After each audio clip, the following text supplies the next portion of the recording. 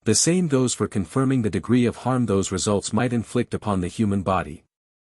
The surest method is to apply them directly to a human subject, but no. Sadly, barriers called budget and ethics tend to block the road ahead. Yes. Even if one turns instead to animal experimentation, the hardships remain. Pigs, in particular, cost a truly astonishing amount per individual. Unless it is a large-scale national project, no such budget will be approved. At times like this, we can perform a very efficient shift in perspective. Yes. To offer one's own body as the test subject is, at the very least, not illegal. No. Ah, a fair point. Of course, there are also cases in which legal trouble is difficult to avoid, but if one can simply pass IRB review, then it is a perfectly legitimate experiment. Provided the consent forms are signed voluntarily, the risk is minimized, and all other conditions are satisfied. Lee Yun-woo sank deep into the sofa. A leisurely ease spread across what had been a blank expression.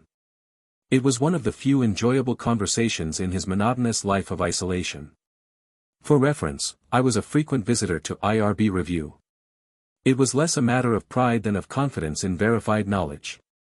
The review standards did grow stricter with each passing year, but in any case, it was never illegal. Yes.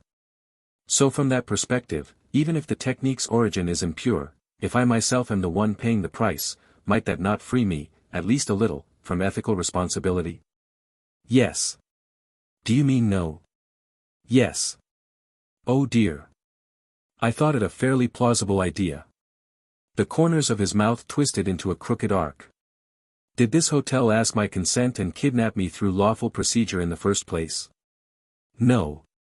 In that case, I believe that something like voluntarily assuming risk within it ought to be entirely tolerable. Above all, there is something deeply attractive in the fact that it can produce efficiency beyond what is input while all but ignoring the law of conservation. Yes, no, yes. I cannot tell which part you wish to refute and which part you wish to affirm. Yes. I see. At any rate, it made him understand why the cultists had become so obsessed with such dreadful knowledge. This unpleasant body of knowledge yielded results greater than what was put into it. It pretended to obey the law of conservation, all while simply substituting the necessary resources with things like human emotion and soul. The formulas corresponding to it certainly existed, but he was still at the stage of learning them. After gauging the time, Lee Yun-woo looked at Coco. The cat had gone limp. It was rather cute. Shall we head up now? Yes. Very good. He had just returned to the quarters to finish out the day when. Hello. He immediately understood what the gaze Coco turned up at him was implying. Just as the cat was the hotel itself, he too was a being bound to this space. He was also the owner and general manager. Any variable that arose within the hotel, his instincts detected first. His senses rippled. A sticky, ominous alienness. The presence of a guest. But. Ha! This was different from anything until now. You really must have lost your mind. It was unmistakably a human guest.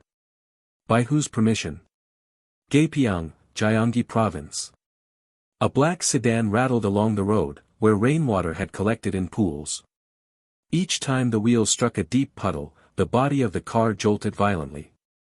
Ugh, look how uneven this road is. You should probably take it to the repair shop once we are done with this scouting trip. It feels like we are on some kind of carnival ride.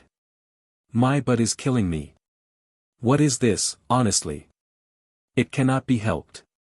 It is an unpaved road. You are always so unflappable, you know that. The woman at the wheel complained with deliberate exaggeration. Her eyes remained fixed ahead, thick with fatigue and a thoroughly worn-out look. It was the sort of torrential summer downpour common during the monsoon season. I am not even sure the filming crew will be able to move properly in weather like this. I think that is a matter the director ought to consider. So that means you do not want to think about it with me? How cold, writer Hong. We have known each other for so long. My, has the love faded? Ha. All right. My apologies. The director, Lee Sean-hae, laughed. Still, maybe it is because there are so many mountains, but the atmosphere is excellent. The air is clean, too. I was not unwilling to go as far as Gangwon province if necessary, but if it is like this, Gapyeong does not seem bad at all. We are settling it within Gyeonggi province, after all, so it should be easier on the actors too. Better than Gangwon, certainly, but Gapyeong is not exactly near, and the mountain terrain is not as rough as we had hoped either. If it had been Gangwon, we would not have had to come in this deep. Oh dear, are you still sulking? This is eerie enough and perfectly good. Several people could die out here and no one would know. It is not that it is bad. I know very well how greedy you original creators can be, but we cannot wield the actors like tools just because we want to. Come on, you know how this works. Such are the desires of the original author. The two were a film director and a story writer. They had come for a preliminary location scout before filming. Writer Hong had originally argued for Gangwon province as the filming location. Although the setting in the work lay within the Gyeonggi region, he had expected there to be better candidates in Gangwon than in Gyeonggi. No, honestly. It is greed, yes, but, you know how he is. Ah, I understand. Cha Do-hyun is very much that type. I know nothing good comes of talking behind an actor's back, but actor Cha is genuinely difficult to handle. To be honest, choosing Gapyeong in the first place was because of that man's stubbornness, was it not? He is at least famous enough to throw his weight around that much. More importantly, there is no actor better than Cha Do-hyun for the male lead in this script. The side with more to lose is the one that has to bend. It is only because Han Yi-seol agreed to match actor Cha's schedule that this is even working. Frankly, I am still irritated. The writer, Hong Jae-yun, let out a sigh. My apologies. You are driving, and yet I have done nothing but complain. Oh, honestly. It is not as though we only met yesterday, so why act like this? It is just because you are tired. When the body feels unwell, one gets sensitive and irritable for no reason. Thank you. The man folded his arms and leaned back into his seat. It is taking longer than I expected. Are we still far? What, you think we should have sent someone else? You know that is not what I meant. A preliminary scout for filming locations was always important. The two had worked as a pair for a long time, and it was always like this.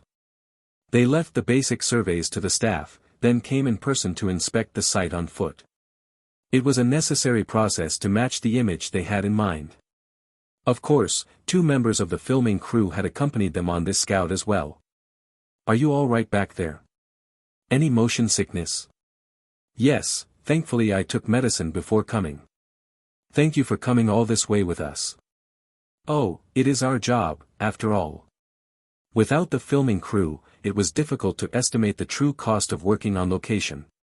Even so, considering the thick and rugged mountain terrain, they had kept the team as small and elite as possible. The more people there were, the more exhausting movement through the mountains became. But... Yes. It feels like it is getting dark rather quickly. A midsummer day, as though the whole world had been swallowed alive by the torrential rain. Ah. You are right. With the rain pouring down, they could barely even see the road ahead. At the staff member's question, the writer checked the time. It's a little past 6, so I suppose it's about time for it to get dark. Wouldn't that be dangerous?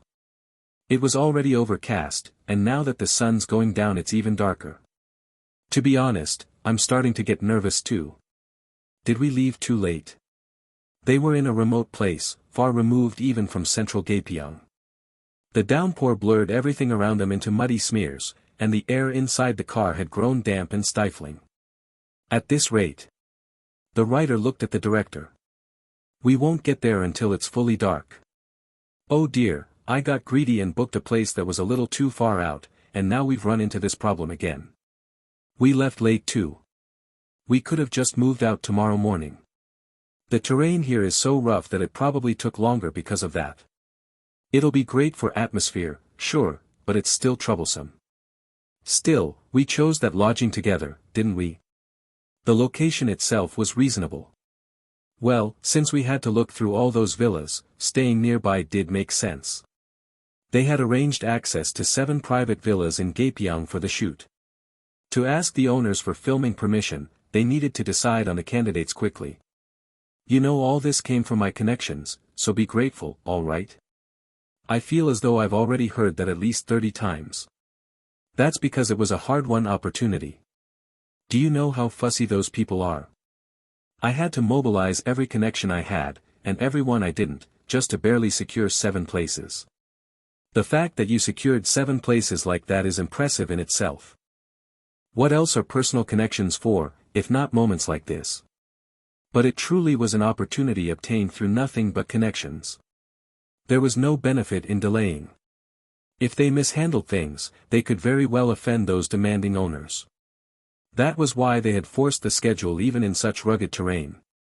They had thought that if they left straight from Seoul, it would take no time at all. Even in summer, they had believed the daylight would last. And this was the result. Ugh. Rain, in the most literal sense, was pouring down. Even the director's deliberately bright voice soon fell. My ears hurt.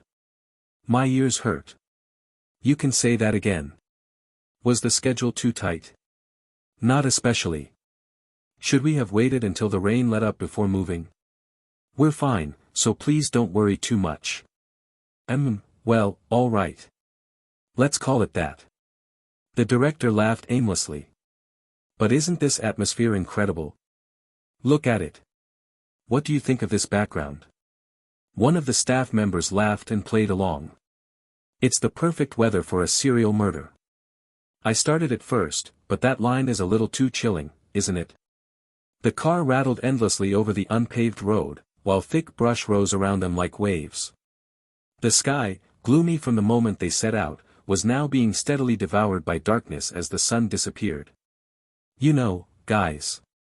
That was when Director Lee Seon-hae spoke up awkwardly. Yes, Director. I think we may have taken the wrong road. What? I only just realized. Sorry. The director looked sheepish as she glanced at the navigation screen. The marker sat planted in the middle of a mountain. I thought this was a road that crossed over the mountain, but the more I look at it, the more I think it isn't. We just keep going up, and there's no sign at all that we're coming back down. What? Oh dear, I should have updated it ahead of time. This thing's gone bad. We're just circling around in the mountains. What are we supposed to do? No, but why is it doing this? We were moving, so I thought we were going the right way.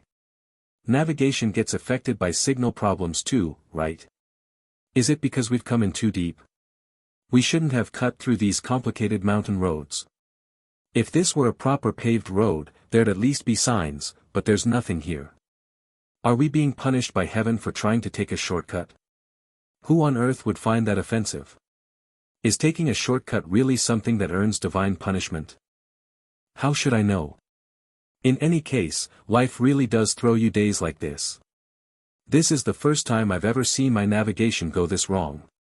Though, just in case, I did bring the bigger car. The director looked over her shoulder. You're all right roughing it overnight if we have to, right? Director, please. You said at least we'd get to sleep in a bed. Oh, I knew something like this might happen, so I brought blankets. Don't worry. You said we'd sleep under soft blankets, Director. I'm joking. What do we actually do? The director looked troubled. All of them were Seoul residents. None of them knew the roads in Gapyeong. In other words, they were lost. They would stay that way until the navigation came back to its senses. We're deep in the mountains and it's raining, so I think that's part of it, but this really looks like the GPS has gone dead. Does anyone's phone map still work? Mine can't get the location properly either. TCH. If we at least had a paper map, we might have been able to muddle something together. Ryder Hong could tell me where to go from the passenger seat, and I'd just follow it. The location isn't loading, but the map itself is. Oh, really? Yes. Just a moment, though. The data signal's bad. Only after quite a while did the resolution on the online map improve enough to be legible. The writer adjusted his glasses and examined the map closely, narrowing his eyes. Did the navigation stop here? Is this where we are? Something close to it, probably. I was driving perfectly fine until now. I only realized just now that the navigation was acting weird, but well. I don't imagine it's far off. Ah, I think I've got the rough idea. We've been going up this road for quite a while, haven't we? For about 10 minutes. Then I think this is where we are. The writer showed them the map. As you can see, if we keep going, it turns into a dead end. Did they start building a road and then stop? If they were going to open a road, wouldn't they usually cut a tunnel? That's for Gapyeong to decide. In any case, it looks like they either started building something and stopped, or there's an empty clearing there, something like that. Oh, there's a clearing. Ah, there it is. There's some space, isn't there? The director brightened at once. Well, that's a relief. The car is sturdy as hell, but the road is ridiculously narrow, so I was wondering how I was supposed to turn around and head back down. At this point, it might be better to go up a bit farther, turn the car around there, and then go back down. Won't that take too long? Judging by the distance, it looks like it'll take a while to get up there. We booked a guest house, and if we get there too late, there may not be anyone left to check us in. Either way, it all ends in sleeping rough, doesn't it? We didn't bring that much luggage, so there's enough room for 4 people to sleep somehow. The trunk is huge, right? It gives a camper van a run for its money. This is why I like big cars. The director grinned. There might be a house up there. A house? In a place like this? All of a sudden. A mountain lodge, maybe? Weren't all the places we planned to scout in locations like this? Quietly staying the night in some ownerless place and moving on. Doesn't that sound a little like the plot of our movie? One of the staff asked uneasily. I like fictional stories. I don't want them becoming real. Oh my, listen to the filming crew talking weak. Isn't it our job to bring fictional stories into reality? That reality and this reality are different. The odds of there being anything up there at all are low. There were no signs blocking the road on the way up, so it'd be hard to expect a lodge, and naturally there wouldn't be any other building either. That may be true, but this still. And even if there really is some villa or whatever, trespassing would be illegal. Exactly. I'm not planning to walk into some ownerless place. I was only joking, so relax, darling. When you say things like that, director, it doesn't sound like a joke. That's one of my charms. The director started driving again. The road was still awful. The rain blocked everything outside the windows from view. Even though it was a single-lane road, she kept tapping the brakes and hesitating. They nearly got into an accident more than 10 times, simply because they could not see ahead. The longer the uncomfortable ride dragged on, the deeper the silence inside the car became. Why does it feel like the rain's getting worse? I'm genuinely starting to get scared. Writer Hong writes things far worse than this, so why are you scared by something like this? Is writing it the same as living through it? Am I not allowed to be scared? Honestly, shouldn't the original creator be the one with the strongest nerves? No. Look at how much you hate the very idea. The mountain was steep, so the road wound endlessly, and above all, it was long. So much time passed that the fact they could not turn the car around because it was so large began to feel like a curse. And then it appeared. Why can I see light? No, what is that? Is that a building? Through the rain, a vast outline emerged. The shape of an immense high-rise thrust up through the darkness. Hotel 1. Hotel 1. It was a gigantic hotel. Why is a hotel this big in a place like this? Writer, say something. I'm genuinely frightened now. You mean I'm not hallucinating? It's not as though I've gone through something dramatic enough to hallucinate. This is so completely out of nowhere. A villa, perhaps, she could have understood. All the places they had intended to scout were in locations like this, too secretive retreats for people with money, hidden in places one could not easily stumble upon by chance. But this was not some 2- or 3-story mansion. This was a large-scale lodging facility buried deep in the forest. Who would ever come to a place like this? And it was not just any lodging facility, but a towering hotel that rivaled a corporate landmark. It was strange. Suspicious, too. Extremely so. I just had a thought. What is it? What if we've come somewhere we were never supposed to come? Turn the car around, please. Director? The writer sensed something was wrong. No, more than wrong, something closer to danger. It was survival instinct. Director. We need to go back. Why, yeah, I know. The front yard is wide enough. Let's turn the car around and leave. I know, but... But what? What do you mean but? Why are you doing this? Honestly, aren't you curious? Please don't do this. Writer Hong. The director looked at her partner with a grave face. What are we? Please don't rope me into this all of a sudden. Fine, then what am I, and what are you? A director and a writer. And what did a director and a writer come all the way here for? A film. And whose film is it? Our film. No, I mean, this is exactly the sort of thing we came to see in the first place. The director looked terribly proud of herself. Dangerous, suspicious things. Strange things full of dissonance. Chilling horror and dizzying thrill.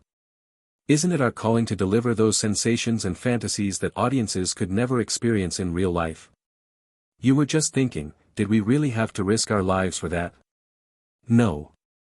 Be realistic. If this isn't a hallucination, then it's a real hotel. And what actual danger could there be in a hotel this big? There could be. Right. There's no such thing as absolute certainty in this world. So. But I'm curious, that's all. The director parked the car smoothly. Then she got out. It happened with alarming naturalness. Ha. Leaving the others staring in stunned confusion, the director smiled benevolently. W8. Before the writer, who had just come to his senses, could stop her, Lee Sean-hae ignored him and dashed into the rain, shouting. Sorry, everyone. I need to know what kind of place this is. Director, please. I'm really just going to check. He was the original creator, so why the director was the one making the bigger fuss, he had no idea. The writer and the 2 staff members scrambled after her, but naturally it was Lee Sean-hae who reached the door and opened it first. The door opened with eerie smoothness. The instant her hand touched the handle, the door itself yielded inward lightly, as though drawing her inside. As though it had been waiting for her. The moment she stepped inside, an atmosphere utterly different from the humid outdoors pricked at her senses. It was beyond comfortable. The silence was so dry and cool it bordered on bizarre. A perfect stillness, as though not a single living thing existed within. The atmosphere is strange. Lee Sean-hae hesitated, then opened her mouth. Excuse me. Is anyone here? And then. Welcome. Amid antique, extravagant decorations.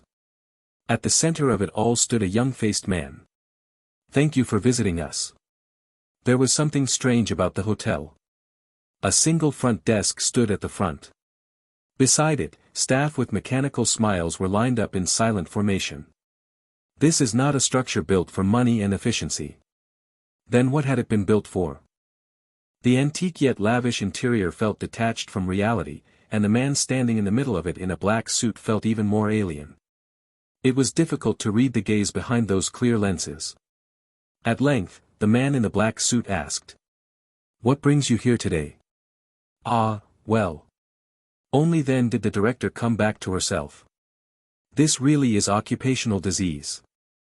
A hollow laugh rose in her chest.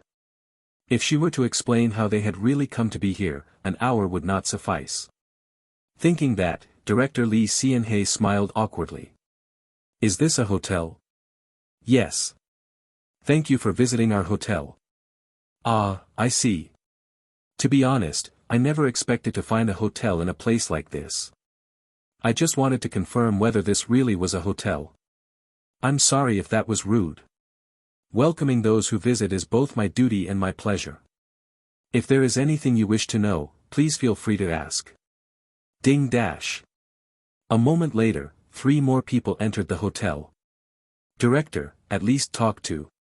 Hello. Yes. Thank you for visiting our hotel. Yes.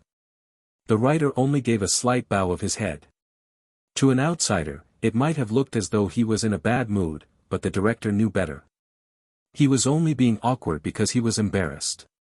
For someone who looks like that, he's surprisingly shy with strangers. Trying to smooth over the atmosphere, Lee Sean-hae gave an awkward laugh. The truth is, we were on our way to the place we'd booked, and we got lost. I see. Yes. There are so many mountains around here, and with all this rain, I think the signal may have been disrupted. Our navigation, our phones, everything has stopped working. Is it any better here at the hotel? The reception environment is not especially stable, so I am afraid I cannot give you a definite answer. I would ask for your understanding. Ah, the signal. The man's smile deepened. It was elegant and composed, but impossible to read. Many of our guests prefer to refrain from communicating with the outside world. Ah. I see. Lee Sean-hae could feel the writer poking her in the back. It seemed to mean, this place is suspicious enough already, so let's stop and leave. She slowly looked around the spacious lobby. There were only a few guests seated on the sofas. There aren't many people here. That tends to be the case. I'm sorry, it's rude of me to ask things like this, but I'm very curious by nature. That is quite all right. Answering such curiosity is also one of the roles I bear in taking responsibility for this hotel. You manage this place? I do. However. The man's gaze lingered on the drenched group. His look was detached and courteous, but they could not hide their embarrassment. They had umbrellas, and yet here they were, looking like drowned rats. They had only run a short distance, and still they were soaked through. The man politely pretended not to notice. If you do not mind, I can have towels and warm tea prepared for you. Oh, that's too much. The rain outside is rather heavy. You would do well to warm yourselves a little. Well, that is true. At that suggestion, the staff were won over first and whispered urgently to the director and the writer. Couldn't we just rest for a little while before we go? Honestly, none of us have had a break since we started out, so everyone must be tired, and director, you've been driving the whole time. The writer got carsick halfway here too. Honestly, I'm saying this because I'm scared more than anything. We're up in the mountains, the rain is coming down in sheets, the sun went down ages ago, what if we have an accident? Writer Hong wore an expression that said, and this place isn't scary. But director Lee Sean-hae agreed. Her creator's urge to pry deeper into the hotel, born from that indescribable dissonance, had gotten the better of her. Oh, should we? Shall we rest for just a bit, then? Yes, please. If we could at least borrow some towels. And if they're offering tea too, let's warm up a little before we go. Writer Hong jabbed hard at the director's side with an anxious look on his face, but she remained firm. Could we trouble you? Of course. This way, please. The man guided them to a table in the lobby. And when the director saw it, her expression turned faintly strange. Director? HM? No, it's nothing. The table's beautiful. Ah, yes. It looks expensive. The sofa too. Doesn't it? It really does look expensive. Yes. Before sitting down, the director looked at the man. The sofa will get wet. I feel terribly sorry about that. This place was prepared for the sake of receiving guests. If you would put aside your hesitation and rest comfortably, it would only give us reason to be grateful. Excuse me. Ding. The man lightly rang a small bell. A bell? Lee Sean-hae blinked. The handbell he held was smooth, with no noticeable patterns upon it. If there was anything unusual about it, it was that unlike ordinary bells, it had no gleaming luster, but a matte finish, and... Was that real gold? If you would be more comfortable, would it be acceptable if we laid towels down first? Ah, yes. We'd appreciate that. I'll have it prepared at once.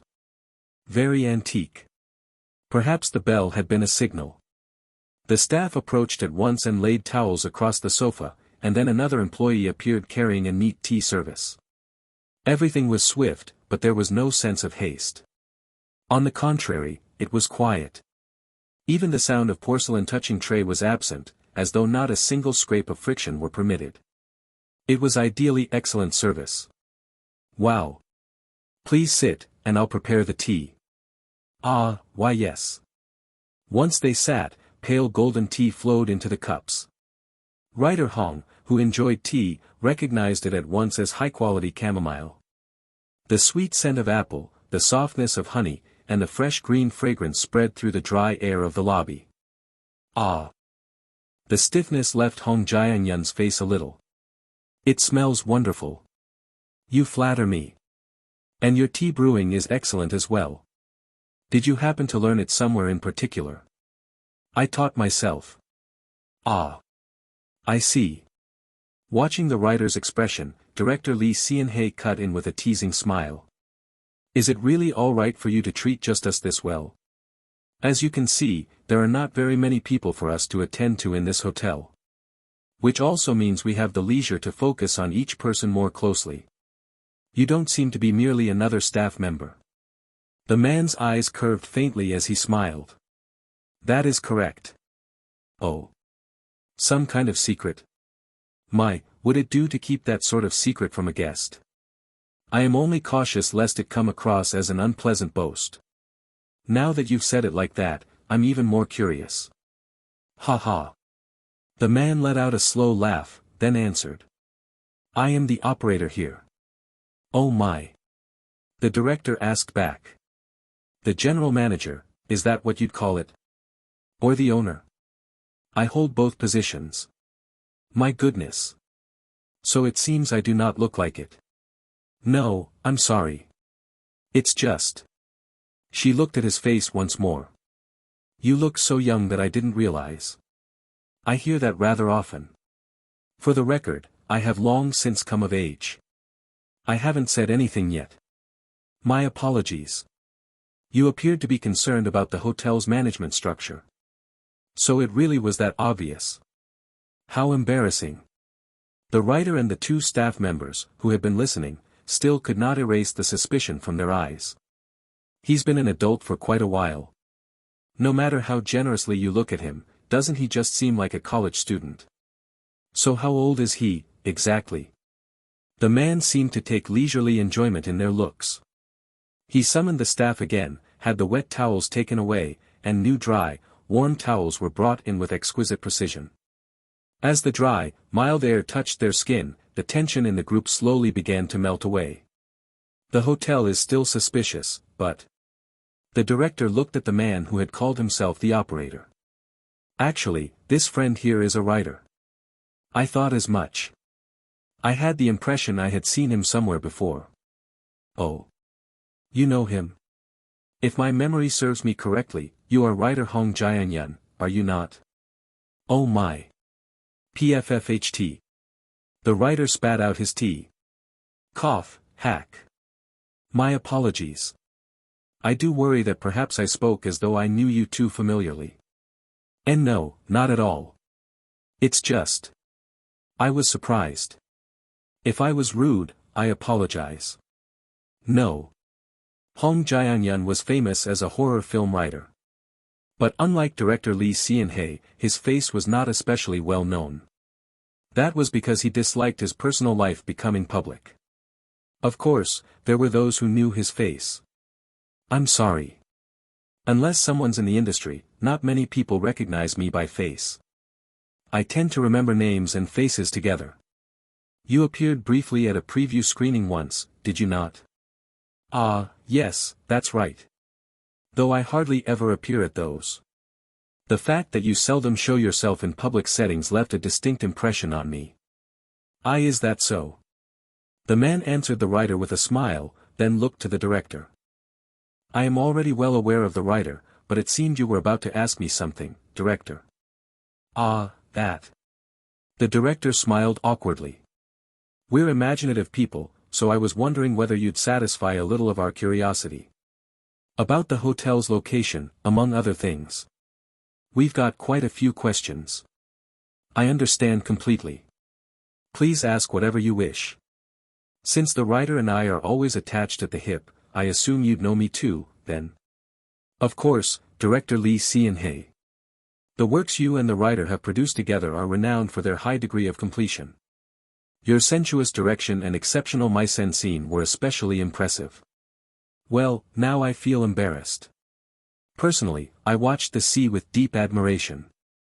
It is rare to find a work that carries the strengths of both commercial and art film at once. It was a truly superb film, one that did not neglect even the most delicate details. Oh dear. She let out a laugh of genuine embarrassment. I'm sorry. It wasn't that I was trying to hide it, but I was worried that bringing it up would sound like I was fishing for special treatment. You know what I mean, right?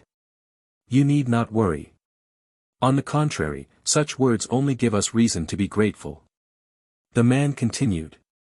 Your interest is an honor to me as well, director. If you would prefer a question and answer format, I would be glad to make the time. So, in other words, an interview? Provided I may ask one thing of you first, that it be on the understanding that none of it will be disclosed to the outside world. Why must it not become known? Because the less known this hotel remains, the more valuable a place it is. You do realize that the more you say things like that, the more suspicious it sounds. It seems my words were clumsy enough to leave that impression. My apologies. With another light smile of apology, the man rang the bell again. A staff member appeared from somewhere and set down a chair, and the man took his seat. That clear gesture showing he intended to answer the director's questions in earnest made Lee Sean-hae laugh awkwardly. I hope I'm not taking too much of your time. Think nothing of it. Speaking with a guest is something I welcome very much as well. Is that so? Our guests here tend to be taciturn by nature, so opportunities to speak directly like this are rare. I can see that. Sean-hae glanced around the lobby without thinking. There were perhaps 3 guests visible, but not one of them opened their mouth.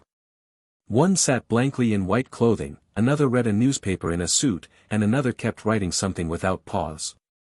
They were not lively, and they did not look especially cheerful either.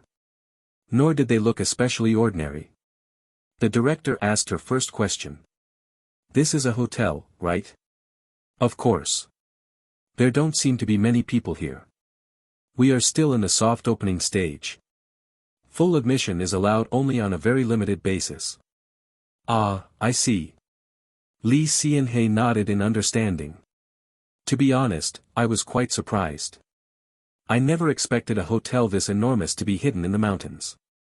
I couldn't see it properly because of the weather, but it looked well over 20 stories. Our hotel is 25 floors above ground. Does that mean there are that many guest rooms? No. The upper floors and some of the lower floors have been set aside as dedicated service spaces for our guests. The 25th floor was a rooftop with a walking garden. The 23rd, an aqua park. The 22nd, a sky lounge. The 3rd, 5th, and 6th floors were lifestyle zones. The 2nd floor housed a grand banquet hall and a buffet. Guest rooms occupied the 7th through the 21st floors. After hearing the explanation, the writer asked, feeling an odd dissonance. There's no 4th floor. That is correct. There are no spaces in this hotel that include the number 4. Is there a particular reason for that? Yes. Some guests are extremely sensitive to certain numbers.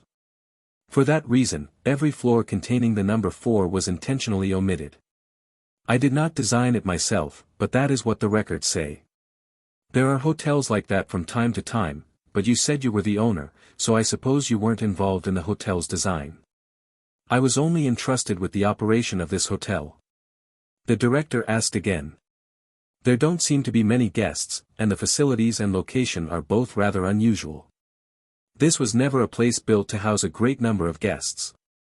Ah, then about how many? There are 135 guest rooms in total. 135. The director turned to the staff member beside her. How many rooms does a hotel this size usually have again? I don't know either. I've never even been to a hotel this size in the first place. The one who answered instead was the writer. On average, around 500. Even if it's on the smaller side, around 200, and large hotels often go well beyond 700. That's our writer Hong for you. My own personal wiki. Poke him and answers come out. I only remember because I saw it during research. Exactly. The director looked at the man. So the number of guest rooms is on the low side? For a hotel this large?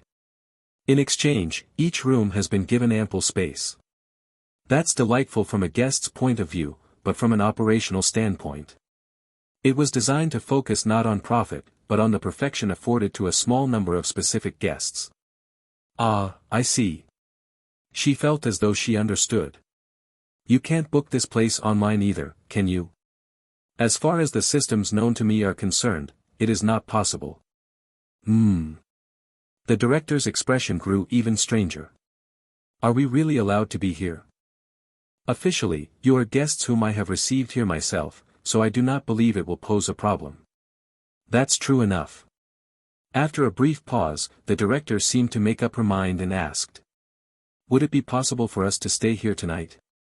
Director? No, wait a second. Hear me out, writer Hong. I am listening. When in your life are you going to come to a hotel like this again? No, but... And that assumes there's even a room available. The director looked at the man. Would that be difficult, sir? Not especially. The man lightly touched the bridge of his nose with his fingertips. It seemed to be a habitual gesture. However, as I mentioned earlier, we are still in the soft opening stage, so you may find certain inconveniences. The guest rooms themselves should pose no serious problem, but because of intermittent inspections, the lights may go out without warning, and unpleasant noises may arise from equipment issues. That's exactly the kind of thing I'd like to experience, actually, so that's fine. To be perfectly frank, I would not recommend it. Is there a reason? Setting aside my position as the operator and speaking only from a purely personal perspective, the guests here. The corners of his mouth curved slightly. His eyes narrowed gently, but the gaze beyond them was still too deep to read. Then, in a calm voice, the man said. Have a rather eccentric streak. The man led them naturally to the front desk. The moment he stepped behind it and straightened his posture, it felt as though even the flow of the air had been put in order. How may I assist you? The absurdity of the situation made the director laugh. You're asking us that again. It is occupational habit. When I stand in a place meant for a certain role, the words tied to it come out naturally. Ah, right. That sort of thing slips out sometimes. It's what happens when you get older. Lee Hsian-hei, who herself often had filming terminology slip into everyday speech, understood at once what he meant. It was a trait common to people whose language at work had almost split into a separate register. We'd like to stay here. May I ask how many days you are considering? Let me see first. The director turned to the others standing behind her. Guys, how long was our scouting trip supposed to last again? If you mean the guest house, we had it booked for a week. The director looked back at the man. We'd like to stay for a week. Is that possible? Of course. Do you have a preferred floor or location? No, nothing like that. If I had to pick, maybe a high floor. I feel like the view would be nice. Understood. I'll reflect that preference as much as possible in your room assignment. What he handed over was an old-fashioned room key attached to a rectangular key tag. The solid weight of it settling into her palm felt unfamiliar, and director Lee Hsian-hei found it strangely fascinating. It all feels unreal in more ways than one. Like handling a prop from a movie. I will place you on the 21st floor. Oh, that's really high up. However, our hotel operates all guest rooms with a maximum occupancy of 2. Would it be acceptable to divide your party between the adjacent room 1 and room 2? Yes. That's fine. Thank you. In that case, before check-in, there are a few precautions I should explain. A smooth explanation followed. As I mentioned earlier, we are presently in a soft opening period, so there may be shortcomings across the service as a whole. Your use of the rooms themselves should not present any great inconvenience, but some shared facilities are currently unavailable. Having listened quietly, Ryder Hong carefully interjected. Excuse me, then what about meals? I apologize for the inconvenience. Most of the guests currently staying with us were informed of the soft opening conditions in advance and have, in most cases, brought their own food supplies.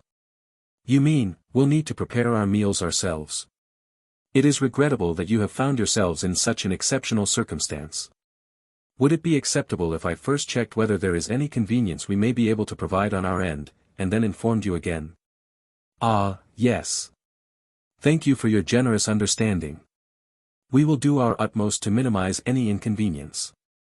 Behind them, the staff whispered quietly among themselves. This place looks really expensive. Oh, don't you worry, darlings. I'm paying. Director, I love you. When else am I supposed to show off my money if not times like this? The director pulled out her card. Please charge it. How much is it? Excuse me. We will not be charging a separate accommodation fee. What? We are still in the soft opening period. As the man's eyes curved like crescent moons, Director Lee Sean-hae, who had seen no shortage of entertainers in her life, found herself thinking. He really knows how to use his body. In their industry, saying that someone used their body well did not mean they had good reflexes or good posture. It meant everything from the angle of a smile, to the tilt of the head, to the amount of time the gaze rested in one place. He knows exactly how he ought to smile to look his best. She had been thinking it all along, but he truly was someone who smiled with consummate skill. To demand payment when we are unable to provide services beyond the guest rooms would be unreasonable even by my standards. Oh my. Is that so? If, instead, you would share with us any inconveniences you experienced during your stay, it would be of the greatest help to us. The director glanced toward the other guests in the lobby. But wouldn't the other guests complain that it's unfair? Those currently staying in this hotel already understand what kind of hotel this is. What kind of hotel? A place that does not operate service facilities, and where even meal service is highly restricted. I regret that I was unable to explain that point to you beforehand. Oh, no, there's nothing for you to apologize for. If anything, we're the ones. Our side was at fault in a breach of courtesy, so something of this level is a benefit quite easily extended within my discretion. If you put it that way, I suppose there's nothing else to say. She had been curious to see just how much the place charged, but after he said it like that, it became difficult to press the point. Maybe they haven't even settled on an exact price yet. If it was still in soft opening, that was possible. Or if not. As she was thinking, the man continued smoothly. We will have your luggage carried to the rooms. It's still in the car. The man glanced once over the staff standing beside her, then smiled again at Director Lee Seon-hae. If you would only open the car doors, our staff can carry in whatever items you require. Our things are all mixed together. If you are concerned about private belongings being exposed, you may personally sort out only the luggage you wish to bring inside, and we will carry just those items in. Then let's do that. The group brought in their suitcases and bags from the car, having packed with a week-long scouting trip in mind. As they dragged the luggage into the hotel lobby, the waiting staff approached soundlessly. Our staff will take responsibility for carrying everything up to your rooms. Thank you. It is only natural that we do so. Is there anything else we ought to hear? By anything else, what do you mean? You said you're still in soft opening. It feels like there ought to be other precautions besides not being able to use the service facilities.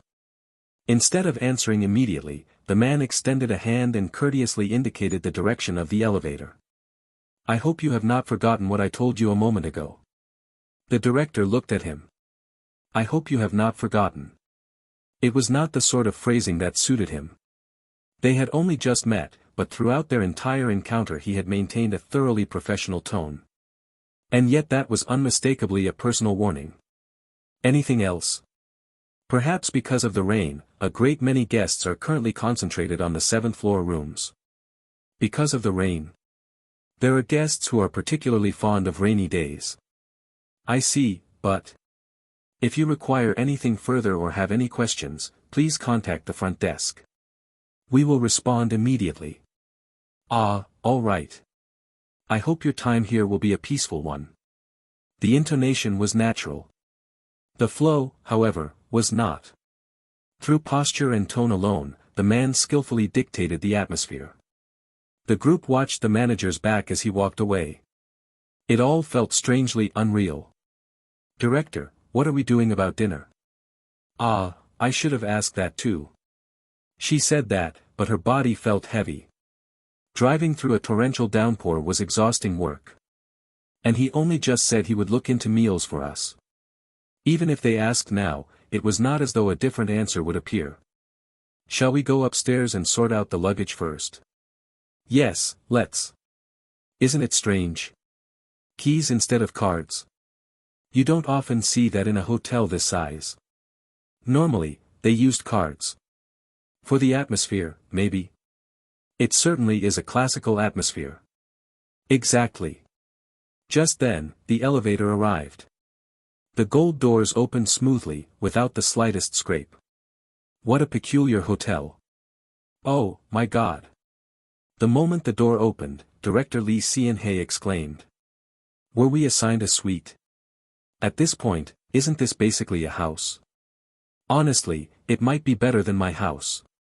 One of the staff, who had only recently managed to buy a home by stretching every last resource to the limit, added bitterly. It looks well over 300 square meters. What kind of hotel room even is this? It really does look like a suite. But didn't he say this place only had 100-something rooms? 135. He said each room was spacious. Then are all the rooms like this? Oh, come on. Who would stay here if that were true? It would cost a fortune. At the staff's chatter, the director's expression turned slightly odd. Director? Ah, well. I couldn't say it earlier. What is it? Why do you look like that?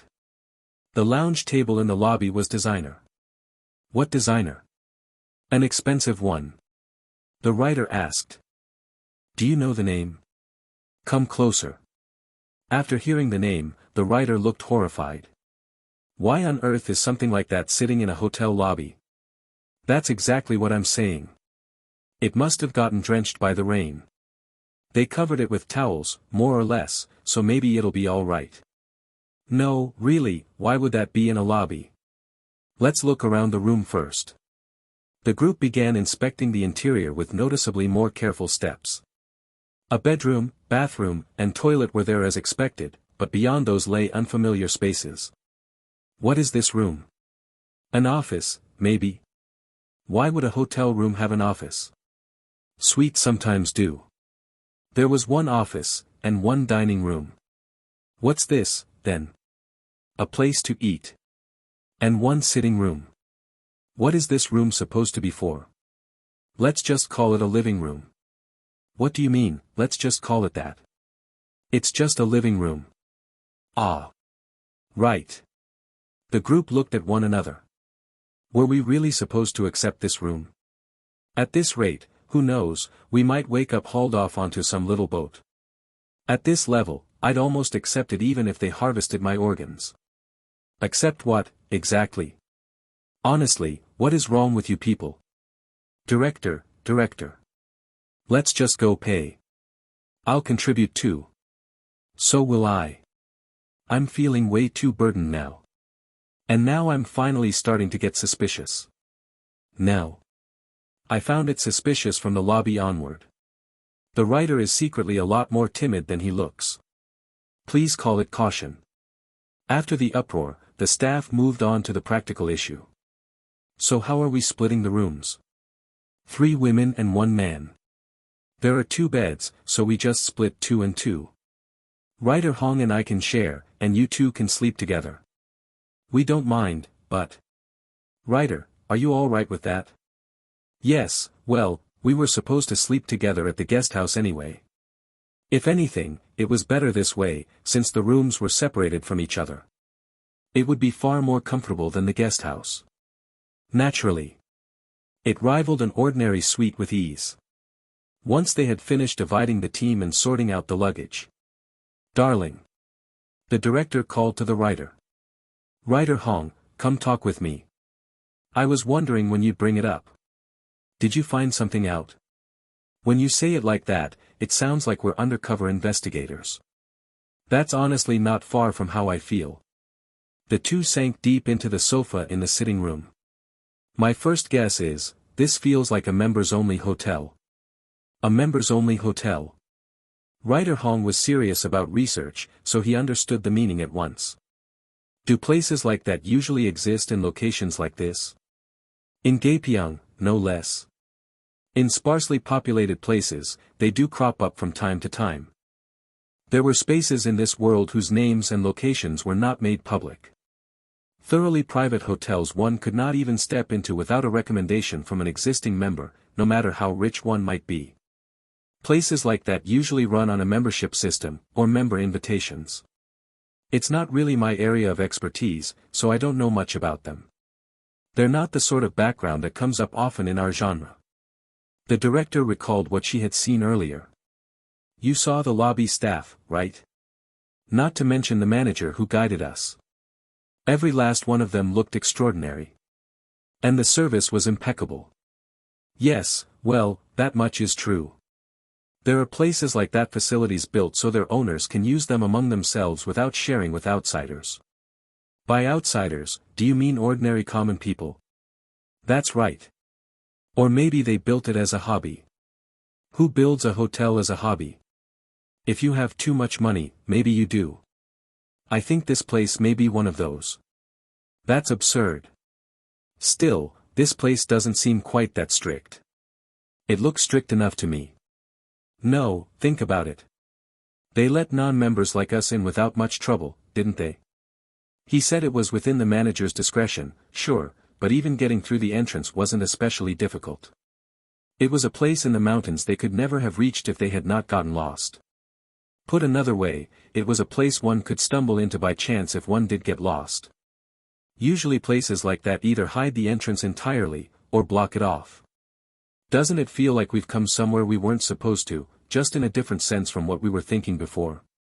But the manager said this, didn't he? Since he, as the operator here, had accepted us without issue, who would object? Doesn't that sound strange, even for an owner? Well, for an owner he certainly is brimming with confidence.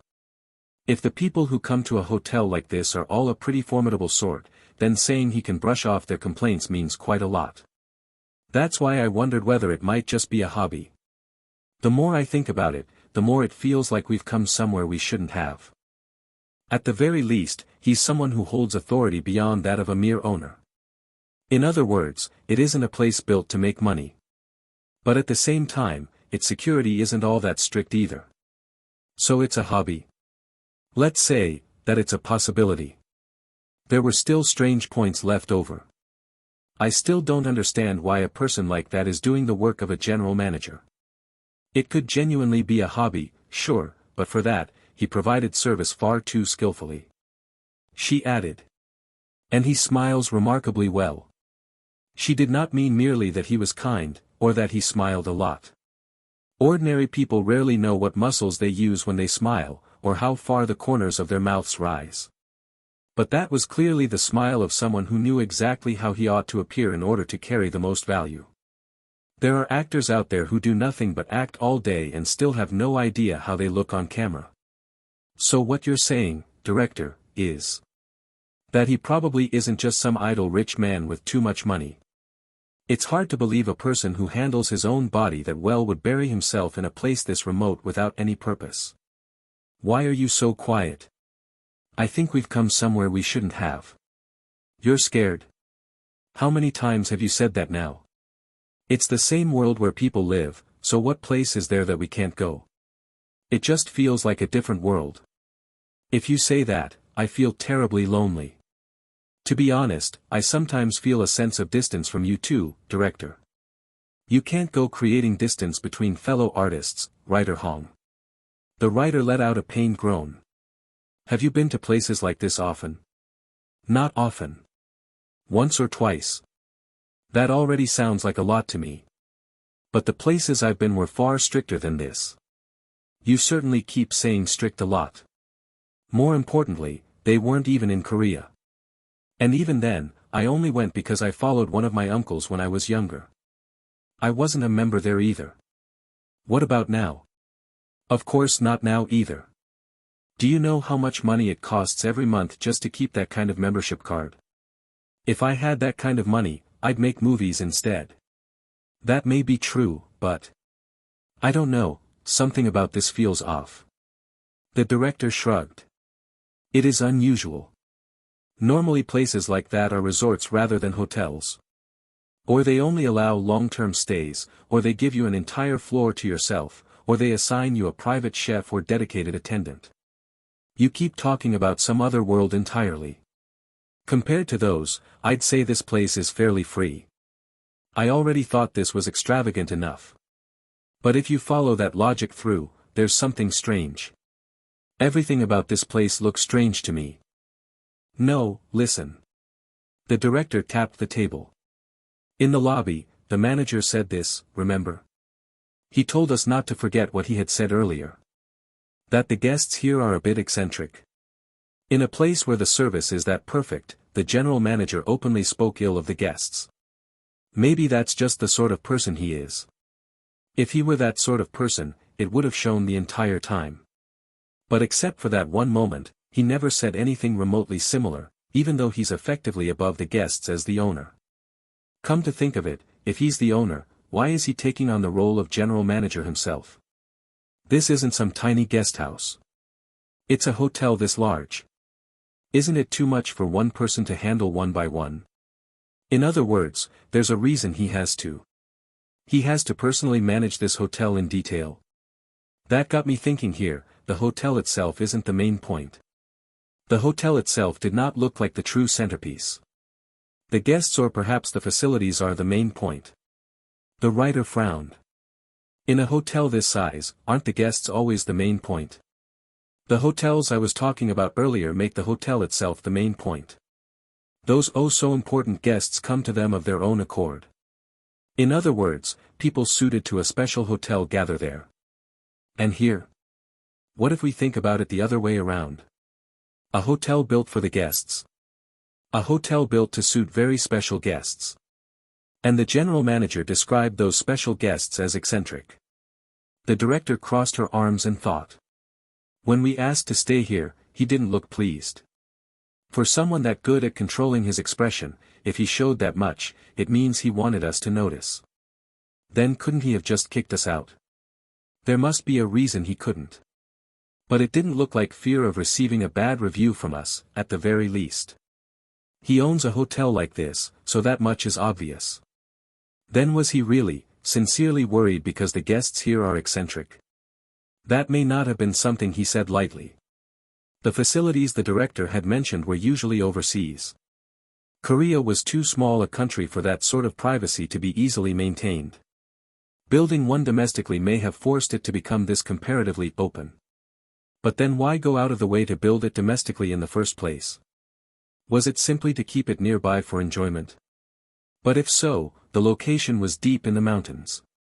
An unpaved road, with helicopters and private planes hardly an option. If the goal had been to create an impressive domestic retreat, they wouldn't have built it here. Setting the road conditions aside, at the very least they ought to have left a route open through the sky. It would have been common sense to clear away the surrounding trees and secure even a helicopter landing pad. But the building and the forest practically touch, and he said the rooftop is a walking garden. That means there isn't even enough space to land a helicopter. The only access route is that terrible unpaved road.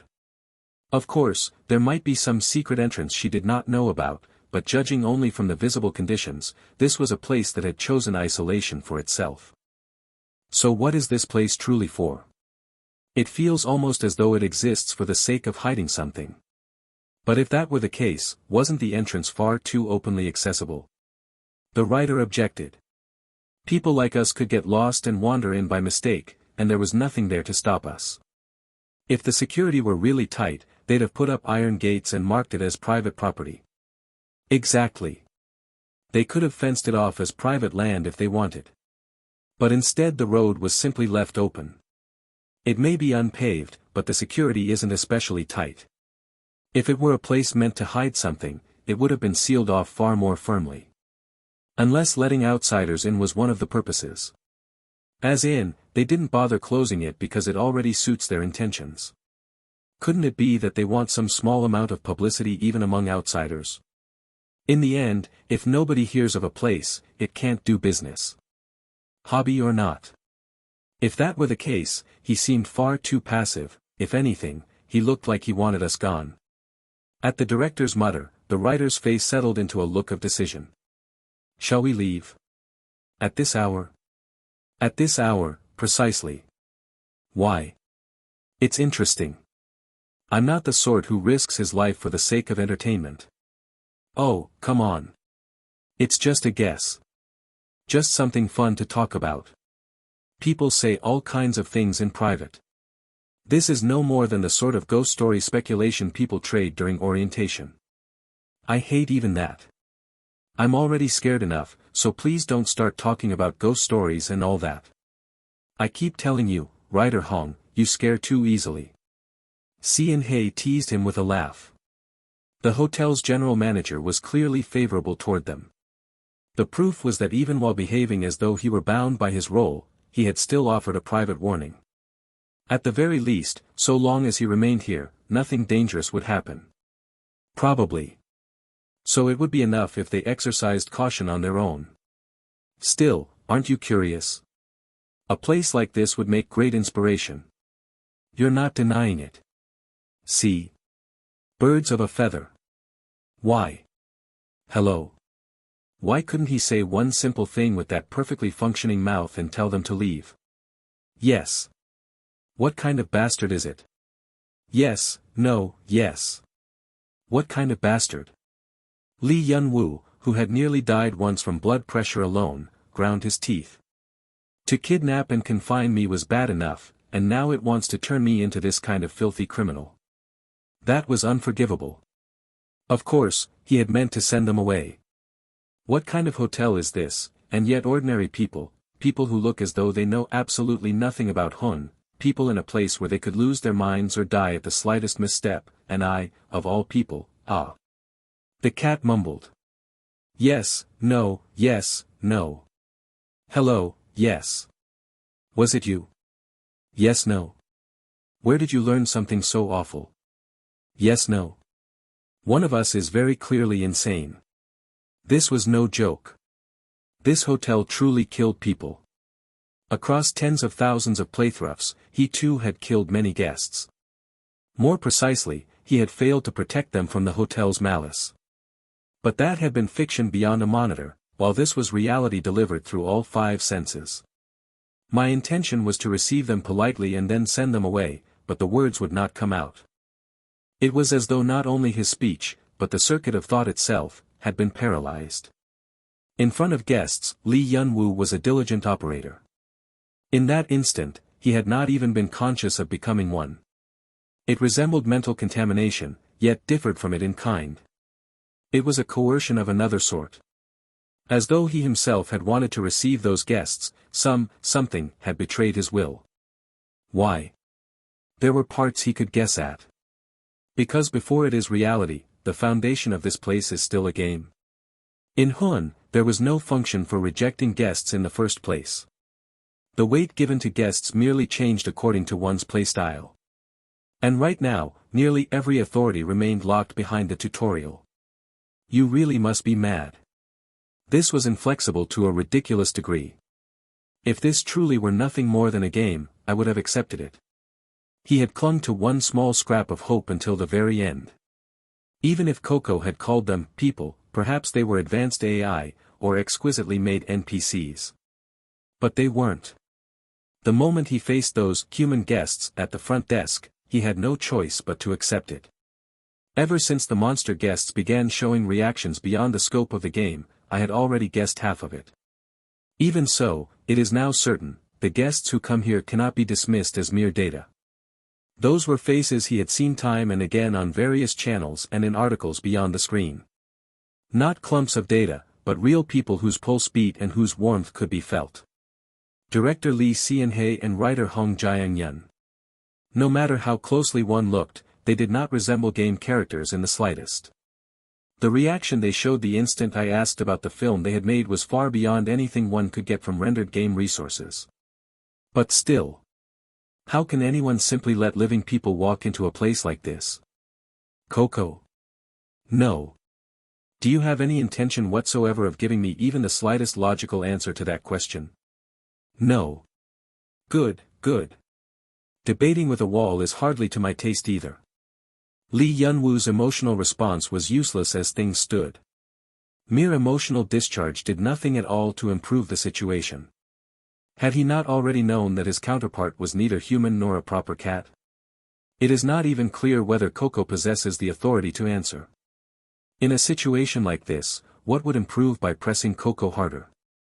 To hound a child still clumsy with language was not something a sensible man past 40 ought to do. He calmed himself. It shames me to say it, but I was briefly agitated. I apologize. No. Whether you caused this fiasco, or whether some outside will interfere, we can settle that later. Right now, immediate cleanup matters more than identifying the culprit. It would be a waste of time to debate which side is the greater piece of trash.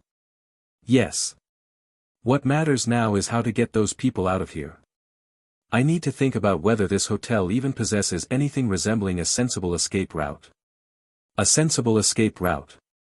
The speed at which you acquire language is astonishing. Excellent. I only hope that learning does not return later as a disaster upon humanity. Yes. So what I need to do is. The answer came to him at once. Food. Yes. That is certainly important. It was also something the guests themselves asked about first, so if I do not return an answer immediately, it may only invite needless suspicion. On the other hand, I cannot exactly serve them something unverified. Food. The safest course, from their perspective, would be to guide them to solve that outside the hotel. No, before that, where exactly is this hotel located right now? He paused to think. A rough inference was possible. They said they came by car. Yes. They also said they had gotten lost. A downpour so fierce that a short walk from the car to the hotel entrance was enough to drench them, with mountains hemming the place in on all sides. Yes. If people in this day and age are willing to believe that a little rain was enough to cut off all signal, that means this is a remote wilderness. Whether it's some mountain hamlet in Gangwon province or not, at the very least there are likely no convenience facilities within this radius that I know of. Yes. The cleanest solution would be for me to go out and fetch something myself, but my range of action is bound by this hotel system. Which means I may have to consider offering them ingredients from within the hotel after all. He rolled his eyes dryly. The problem is that I have no idea whether those ingredients are actually suitable for humans with ordinary biological structures. Yes. Did you just state that they are suitable, Coco? Yes. Lee Yun-woo chose not to calculate the probability that Coco might be lying. Very well. Let's try it. Because becoming the control group himself was the faster and simpler path. I'll eat it first. Yes. The fact that I can eat it does not guarantee that others can as well, but it is still a more rational choice than standing by idly and watching the stomachs of our nation's masters dissolve away. Wouldn't you agree? Rational? At times like this, I miss the body of a healthy adult man. Yes. It may be a little old to call the most standard specimen, but there was no database more suitable for use as a clinical sample with peace of mind. People say you never notice what's there until it is gone. Truly. Yes, yes.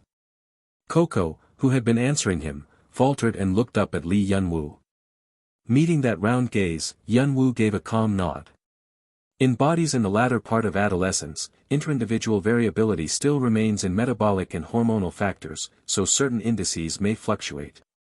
Ordinarily, unless one is studying pediatric illness or there is no substitute sample, minors are not used as specimens. In theory, that is. Yes. Of course, since I do not know the exact mechanism by which this body operates, it is difficult to regard it as a true 19-year-old body. But that, in turn, introduces another uncertain variable. Yes. Yes. Lee Yun-woo adjusted his glasses without expression. The conclusion is that this body is a poor specimen for experimentation. What an untrustworthy sample. Securing food itself would not be difficult. Even in this horror hotel, the concept of service still existed. Not only human guests, but even monster guests of uncertain form often complained of hunger. Perhaps because it was one of the most basic services, even in the tutorial the minimum rationing function remained unlocked. Though my range of action and authority are restricted. The kitchen was inaccessible. Nor could he use any cooking tools. A hotel without a cook. Its state of management is truly a spectacle. No. I know. Later on, I'll have to hire a cook too. That sounds like a very distant story. After staring dryly at the empty lobby, Lee Yun-woo clicked his tongue. Even so, within this nonsensical system, it should at least be possible to summon the end result requested by a guest. From where? From the corridor. Yes. Let's try it. On either side of the guest floor corridor stood small service elevators called dumbwaiters. Ordinarily, the proper sequence was for food prepared in the kitchen to be sent up through them, after which the waiting staff would transfer it onto trays and carry it to the guests. But at present, this is a tutorial stage in which much is missing. Now that it had become reality, he did not know what kind of structure kept it running, but at this stage Lee Yun-woo could only receive the finished output called food from the dumbwaiter. Do you really believe this method will work for human guests as well? Yes. True enough. Even when it was a game, this hotel's food never posed any problem to human guests. But whether that remains true now is another matter. No. At times, I almost envy your optimistic attitude. The problem was that even this rigid system preserved at least a minimal procedure.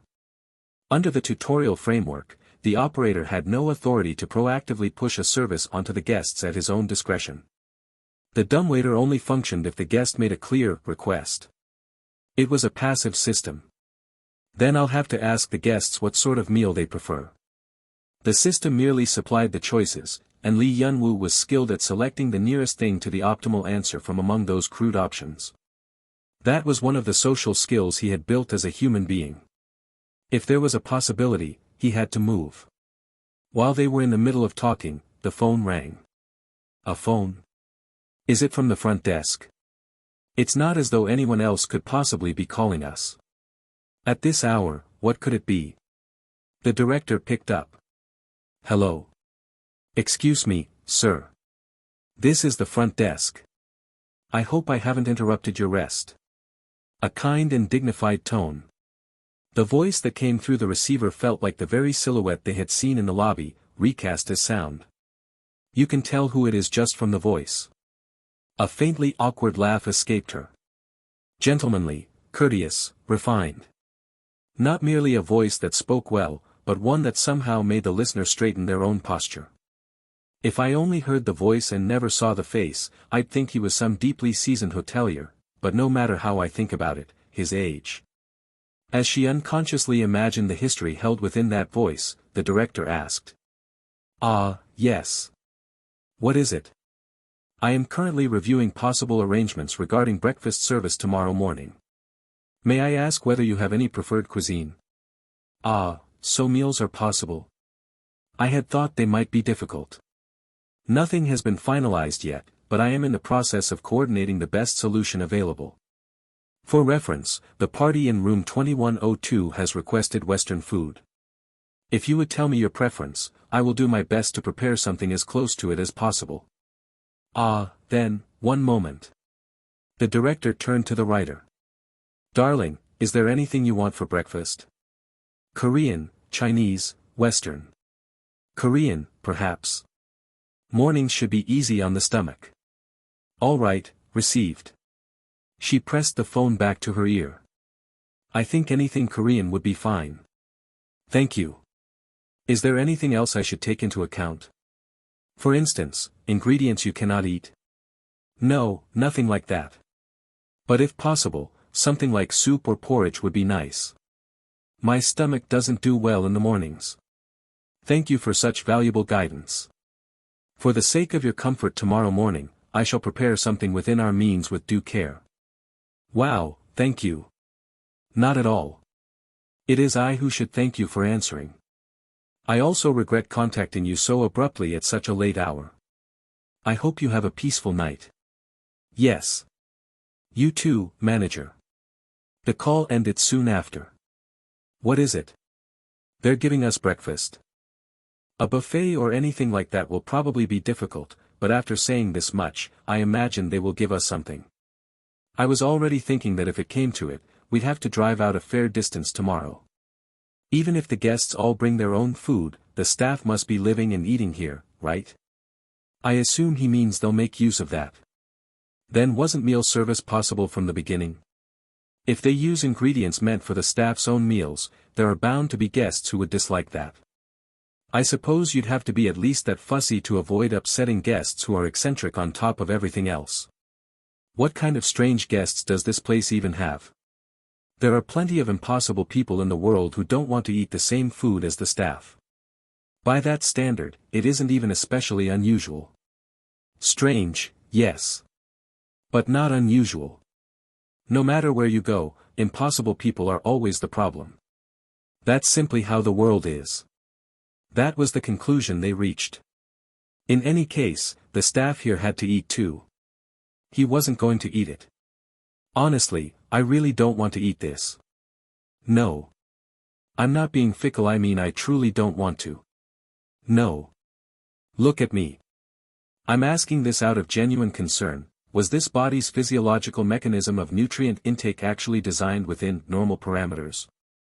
Lee Yun-woo pinched the bridge of his nose, looking at the plate of steak and the beef vegetable porridge on the table. He'd brought it on himself, but in the end it had been received as the same kind of room service request. The dish had appeared in the 21st floor dumbwaiter. He'd carried it up to his quarters just as it was. It is the most basic preset dish available at the tutorial stage, granted. As one pushed into the later parts of the game, 18+ recipes that abandoned all human decency would appear, but right now this was the tutorial. Visually, it looked like an utterly ordinary, almost excessively tidy meal. What mattered was that it looked consumable even by an ordinary person. And Lee Yun-woo, at present, was not an ordinary person. Honestly, the first thing to worry about in consuming this hotel's food should have been me, not the human guests. I volunteered for the clinical trial, but now that the food is actually in front of me, my confidence is flagging. Not an enjoyable business. Is it really safe to eat? Yes. No risk of regurgitation after consumption, or unfortunate damage to innocent organ walls. Yes. The functions of mastication and deglutition, yes, they exist. I know that much with my head. Yes. The system definitely had the related motion. It was closer to the concept of a potion that restored status ailments than of filling one's belly for survival, but at any rate, this body had the act of swallowing food defined within it. Yun-woo finally brought a spoonful of porridge to his mouth. I can actually taste it. He'd considered the possibility that the function of tasting might have been lost. Given this body's shoddy durability, it wouldn't have been strange if parts of the 5 senses had turned out incomplete. But it was needless worry. The flavor was vivid to the point of stinging sharply on the tip of his tongue. His defensive mechanisms were a wreck, yet his sense of taste alone had apparently been warped into something provocatively acute. Why is this so well made? A strange doubt, and at the same time a strange pride. I had no idea the food in Hun was designed with this level of quality in mind. It felt like stepping into a fully committed immersive pop-up cafe produced by a major corporation. The virtual imagery he had only seen as crude clumps of pixels beyond a screen existing now in so elaborate a form. A basic 1-star grade dish is at this level? Yes. Have you ever eaten it? No. Ah. Ah. Lee Yunwoo calmly cut the steak into bite-sized pieces and offered some to Coco. No reaction. Ah. There it is. Coco's expression remained fixed in that smile reminiscent of the Cheshire Cat. It was hard to read any emotion from that unblinking face, but well. The motion of opening its mouth wide every time he offered meat was an unmistakable expression of intent. Always the same face. It does make feedback hard to interpret. Lee Yunwoo muttered in a dry tone, as though organizing finicky experimental data. His hands kept slicing the steak all the while. Ah. One moment, customer. Your order is in preparation. Ah. Here comes the airplane. Ah. Ah. Good boy. The plate was emptied in no time. If one had to work out the shareholding, 90% had disappeared into Coco's stomach. It ate everything without discrimination, meat and porridge alike. He was starting to wonder whether this monster cat's appetite had any limit at all. It's a good thing when the little one eats well, whatever else. Having reached that conclusion, Lee Yunwoo continued. You eat well, Coco. Yes. May I rely on your help from time to time? Yes. Thank you. Yes. Having consumed it himself, no physical abnormalities were found. But biological safety and personal preference were separate matters. Lee Yunwoo didn't particularly enjoy the act of eating. So the conclusion was it was fortunate to have gained a dependable dining companion. Well, since my body's taken it in without issue, it doesn't seem to be poison. Yes. Seeing that even an old body like mine can handle it is reassuring, but on the other hand there are a lot of untested factors, which makes me uneasy. However this place may be, putting something uncertain on a guest's table isn't to my taste. Old body? My apologies, I was rejuvenated. But apart from that, the older one gets, the more the worries pile up, you see. There's no food safety testing kit here either. So what to do? There's still no guarantee this isn't some poison. Guarantee. Coco lifted its head and looked Yunwoo square in the face. Its mouth still held that eerie smile, but a curious certainty settled into those pupils. That clear articulation which landed firmly without so much as a twitch of mouth muscle was strange to witness each time. Soon Coco spat out, as though declaring. Guarantee. Ha. Yunwoo adjusted his glasses frame and let a low laugh slip. Who do you mean is guaranteeing it? Coco. To think such a normal conversation is possible, tears are blurring my view. No logical grounds, no documentary proof, yet the attitude of stepping forward with its own name as collateral was rather admirable. Wasn't it like a young nephew stubbornly insisting to ease his uncle's worries? And, setting that endearing quality aside, this cooperator was, surprisingly, not the sort to lie. You intend to put up nothing but personal credit as collateral within this opaque system? As a fellow businessperson, it's a truly crude method, but well. Coco, guarantee. Not bad. The effort of teaching it language was paying off. Let me try trusting that groundless confidence of yours. Yes. If our distinguished guests later complain of stomachaches, you, as cooperator, will have to share in the cleanup. Understood? Guarantee. How reassuring. Yunwoo slowly reached out, took the cat's squishy front paw, and shook it lightly. I'm counting on you, Coco. Yes. Yes. The director said. Fucking delicious. The writer chided her. Please speak in a more adult manner. The flavor was excellent enough to draw spontaneous admiration. Director. The moment I took a bite, a restrained depth and harmony unfurled across my palate. Oh, come on. It has been a very long time since I encountered such an exquisite taste. This incomparable, refined flavor has captured even my heart. I was out of line. I apologize. That's what I thought. The director grumbled. It's delicious, so I said it's delicious. Why is my speech vulgar or childish or what have you? I'm losing it, honestly. Don't frame me, I never said any of that. Seriously though, this is really good. Right? Honestly, I just wanted something easy on the stomach, so I wasn't expecting much. You came to a hotel like this and didn't have expectations? No, I thought about it a bit yesterday. If the guests here are packing their own food personally, maybe they even brought along private chefs. These guests here? Probably. So I figured maybe there are no shared chefs here. That's why I find it impressive that the quality is this good during a soft opening.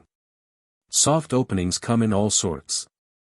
Some places are merely checking whether things run, others have everything prepared and are making sure before formally receiving guests. This place seemed closer to the latter. The director looked out the window. Still raining.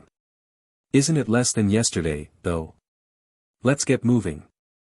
They had a purpose in coming here, didn't they? The scouting had to wrap up within a week. Need to get out before our writer faints from fright. You're teasing me again. This is so unfair, I can't work with you anymore. The money's already gone in, can't take it back. You finished the contracts with the actors, right? You know your personality's really awful, right? They soon gathered their things and came out. Since they were only here to scout, they had little luggage. The corridor was lined with elevators. The numbers were many, but not one had its light on. It meant the guests here didn't move about much. The director's group checked their keys as they boarded the descending elevator. You brought the key with you, right? Yes, director. Let's go, then. The rain's thinned out a good bit, perfect conditions for soaking in the atmosphere. We'll need to make the most of this gloomy weather.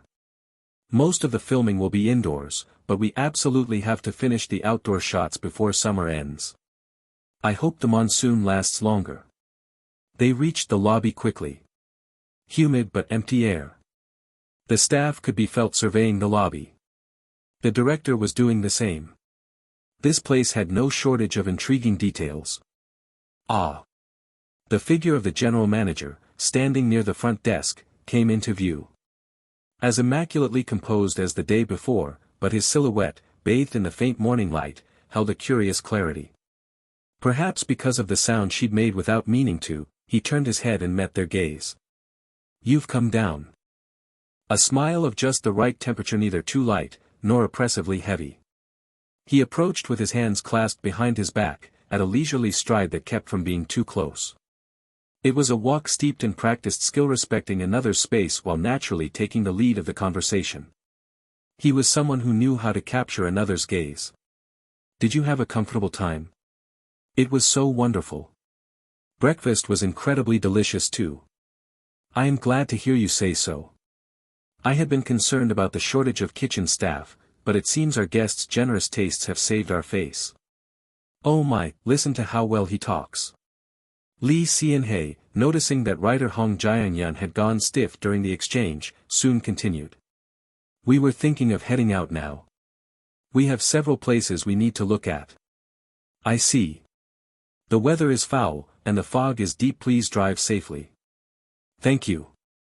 After that light conversation, the group stepped outside the hotel. Rain and fog blanketed everything around them. No wonder the ground was so soaked. One of the staff, looking up at the sky with a worn-out expression, said, Director, I'll drive today. You won't get us lost like yesterday, right? The signal's working again now. True. Start the car for me. Yes. 2 staff members got into the car. The engine started up with a low rumble. The director stood near the hotel door. The writer looked back at her. A cautious voice emerged.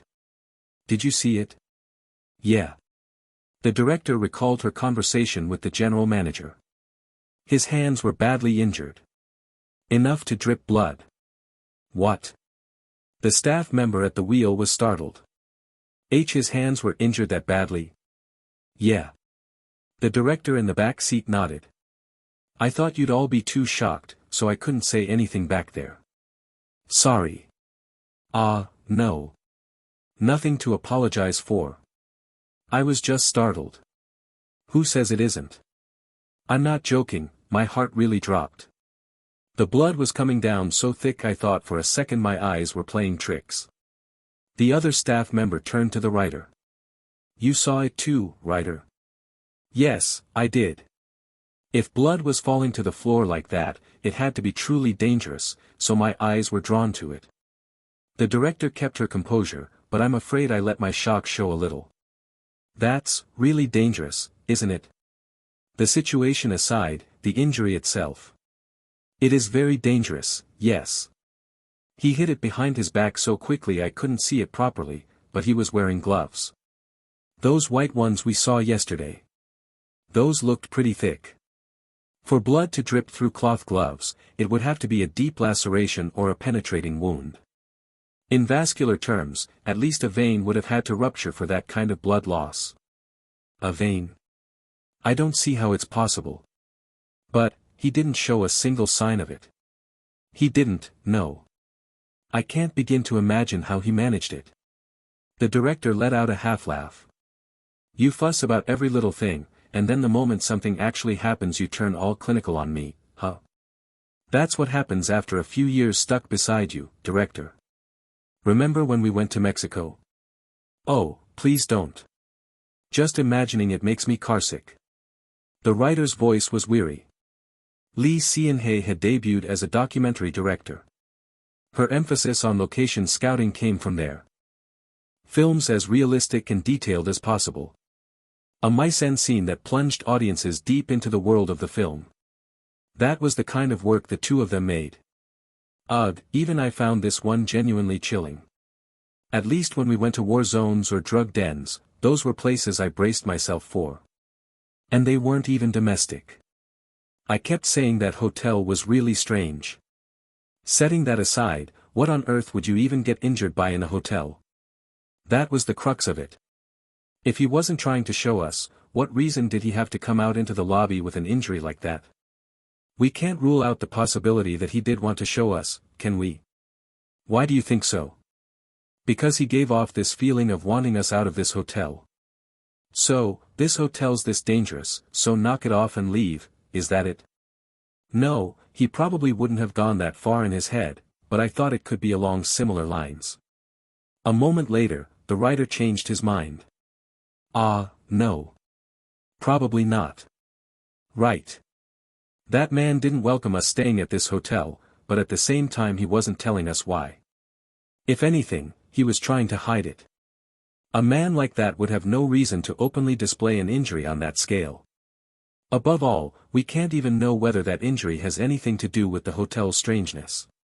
The staff member at the wheel began to whimper.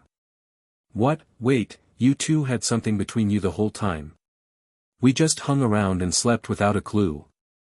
Since it's come up, from today on, you two sleep at the guest house. You haven't cancelled it, right? You told me to leave it just in case, so I only called to say we might not be able to drop in often. But really, is the hotel actually that dangerous? For now, it's still just speculation. It is still just speculation, right? Of course. The director counted off on her fingers. Sure, the hotel is hidden in the middle of nowhere. It's been appointed far more luxuriously than its location suggests, it has far too few guests even for a soft opening, the general manager is quietly turning guests away, and he gave an unnervingly calm reaction despite a serious injury, but all of that could be coincidence, right? They say when coincidences pile up, they turn into inevitability. Is that usually the context that saying gets used in? Couldn't you and the writer come stay at the guest house too, please? At first, I just stopped in hoping I might find some decent inspiration or material. The director thought back to when she had first seen the hotel. Not something you come across every day, after all. A hotel in the mountains in the middle of a downpour. A hollow yet lavish atmosphere. The uncanny staff. But now, I'm genuinely curious. Oh, director. More than anything, it stuck with me. I've got no solid basis, but the general manager has been consistently kind to us. And this time, he showed up with that serious injury on top of it. But that has nothing to do with us. I'm not saying I'm going to actually do anything, I just thought letting it go as is would stay with me. And beyond all those reasons, isn't it just interesting? You're going to end up in the hospital again. If it starts to feel lethal, I'll back off, so don't worry too much. The fact that we're even having this conversation is already plenty to worry about. I just want to look into it more. Lee Sean-hae gave a mischievous grin. So, what do you think? Huh? About what? Writer, why would the general manager have gotten an injury like that? Me? The writer, who had been looking out the window, turned. He soon rubbed the back of his neck as if asking why this was being dumped on him. I'm not a profiler. But when it comes to putting together stories, writer Hong is the best among us. Best at research, too. I'm not sure this is really appropriate. Yes, alright, if I try to think of it as just a story. If you try. Hold on, let me think. The writer furrowed his brow. The reaction he always had when plotting out a script. First, we need materials. Materials? In mystery terms, they'd be clues. Right, with only what we have now, it'd be hard to put together a detailed story, wouldn't it? The director tapped her chin, then said. Up until we boarded, not a single elevator was moving. One did. Really? No, not as we got on. I saw it from the lobby. You definitely saw an elevator moving? Yes. I saw it stop on the 7th floor. The 7th floor. The director murmured, and the writer cut in. Isn't that the floor the general manager mentioned? He said there were a lot of guests there because of the rain, or something like that. I thought that was a slightly odd thing to say. It was a memorable choice of words, yes. Anything else? If we put this together, I think we can piece out the order of events. Right, the elevators in that hotel are really fast. We boarded the elevator from the 21st floor. However fast they are, getting from the 21st floor down to the first takes time. If we assume the incident where the general manager got injured happened in the lobby dash. Then he would have been able to see that we were coming down from the 21st floor. And the guest who went up to the 7th floor in between. A conclusion took shape. So the general manager, after confirming we were on our way down, had someone from the lobby sent up to the 7th floor. It could be that he didn't want us to run into them. Highly likely. If he'd been injured to that degree, he should naturally have gone for treatment rather than appearing in front of us. Right, there's no reason the general manager himself, out of all the staff, had to come out to meet guests. I think he judged he didn't have time to treat the hand. Even with that fast elevator coming down from the 21st floor, hold on. The writer paused. Something had occurred to him. Still, there was no particular reason for the general manager to come out in front of us in the first place. His role is to oversee the hotel, he isn't in a position to personally attend to every guest. This hotel may be unusual, but even in the unusual hotels I know, the general manager doesn't come out personally. And we aren't guests of that kind of standing, are we? Then it could have been to divert our attention. He sent whoever it was up to the 7th floor so we wouldn't cross paths with them, but there was still something in the lobby we weren't supposed to see or touch. The writer turned to the staff. Have either of you seen anything else? I'm getting a bit worn out here, hold on. The staff member in the passenger seat spoke up. There was a lot of rainwater. Rainwater? On the floor. The staff member's voice was uncertain. The mood was turning strange. It was like a trail of water that started at the entrance. I thought someone else must have come in soaked through the rain. There aren't many guests here. Wait. Someone else? So, The staff member in the passenger seat turned toward the driver's seat. You remember what we saw yesterday? I remember, but what, you're freaking me out. What's this mood? So, director, the two of us were looking around the room yesterday before we went to sleep. The staff member looked back as she spoke. A room this nice, on the 21st floor, we were saying we might never get to be somewhere like this again, so we were looking out the windows and all that. We figured the view would be great since it's in the mountains. But it was raining so heavily nothing was really visible. A little disappointing, so we figured we'd walk around the hotel. The service facilities really weren't usable, the elevators wouldn't even run in that direction. You actually went out to check that? Yes. So the only place we could really go was the lobby, and we went down there. The writer cut in. What did you see there? It was right as we stepped off the elevator. The lobby was empty except for the staff, and someone walked in. The entrance opened as they came in. The staff member's expression looked a little sickened. A man soaked all the way through to the skin. Long, clearly uncared for hair. Thick clothing in the middle of summer. Boots filled to the brim with rainwater. He was really tall. Even walking hunched over at the neck and waist, he seemed taller than us. I don't know why he got that wet, and it's none of our business, but, usually when you're that drenched, don't you do something? Wring out your boots, wipe your face, something. His hair was plastered on so thick it looked hard to even breathe, and he was just walking along like that, you know. It freaked us out enough that we got right back on the elevator and went back up. The general manager had told us the guests here were eccentric and to be careful. That came to mind. The director asked, concern in her voice. He didn't see your faces, did he? Oh, no. We literally stepped off and went right back up. We spent at most a minute, maybe 2 in the lobby. We spaced out for a bit, but no way it was over 3 minutes. Good, then. But now that I think about it, it's a little strange. The staff member's face shifted. There were a fair number of staff there, and not a single one of them acknowledged him. What do you mean, acknowledged? A guest that drenched, and they didn't bring him a towel. Service-wise, fine, let's say that's possible. But honest to God, not a single one of them reacted at all. Not a single one. If someone's tracking rainwater all over your floor, you'd think they'd at least glance over. Wow, that is creepy. Weighing something carefully, the director asked. What time was this? Early morning. We went to bed late.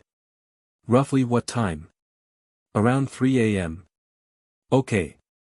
The director looked at the writer. Does it roughly line up? What time did we come down? Around 6, probably.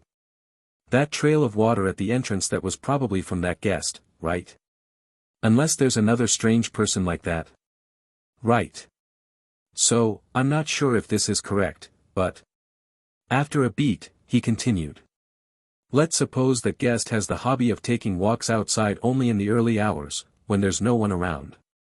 Right, since it was 3 a.m. or 6 a.m. We came down at 6, so that guest would have come in earlier. Hours aside, without being sure of the exact sequence, that guest and the manager crossed paths in the lobby. Maybe the manager sought out the guest who was already there, or maybe the manager was in the lobby and saw the guest walk in.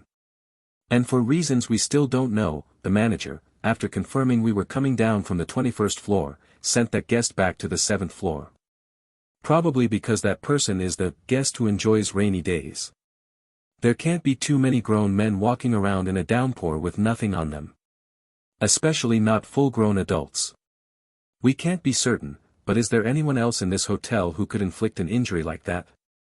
Going by the timing, the location, and the general manager's actions. The most likely candidate is, in the end, that 7th floor guest. There's no direct evidence, of course. Just circumstantial, going by what we have. The staff member at the wheel asked. Couldn't he have gotten hurt before he met the 7th floor guest? There's no real basis for saying the wound came from that guest dash. Then he would have gone to get treatment first. Really? He isn't in a position to personally greet guests. He's in general oversight. And with an injury that bad, he should have gotten it treated first. But... Of course, that's only if he were a normal person. If, for example, the general manager were the sort of person whose psychological makeup made him indifferent to his own injuries, the story might shift a little. He was bleeding and still calm, and he came out to meet us as though nothing had happened.